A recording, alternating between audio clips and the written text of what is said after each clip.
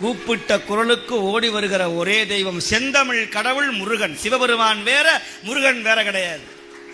5 முகம் தோன்றில் 6 முகம் தோன்றும், வெஞ்சமரில் அஞ்சலன வேல் தோன்றும், நெஞ்சில் ஒரு நினைக்கின் இருகாலும் தோன்றும்.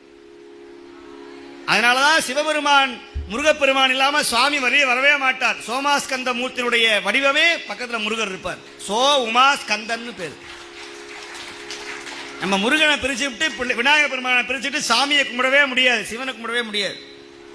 நீங்க எந்த சிவாலயம் போனாலும் சரி, சுவாமிக்கு நேர் பின்னாடி யார் இருப்பானா முருகர் தான் இருப்பார். தன் குழந்தையை பார்த்து கொண்டே இருக்கிற ஒரே தெய்வம் அவன் மட்டும்தான் ஆம்பளை. நம்மளா பொம்பளைங்க, நம்மளா பெண்கள் வயிற்றுல பிறந்தவங்க. அவன் மட்டும்தான் ஆம்பளை நெற்றில இருந்து பிறந்தவன். யாரும் பெண் வயிற்றுல இருந்து பிறக்காத ஒரே தெய்வம். நம்மெல்லாம் பெண்ணுடைய கர்ப்பப்பையிலிருந்து பிறந்தோம். ஆனா சுவாமி அவன் எங்கேயும் பிறப்பு இறப்பு இல்லாதவன். அவனுடைய பிள்ளையாகிய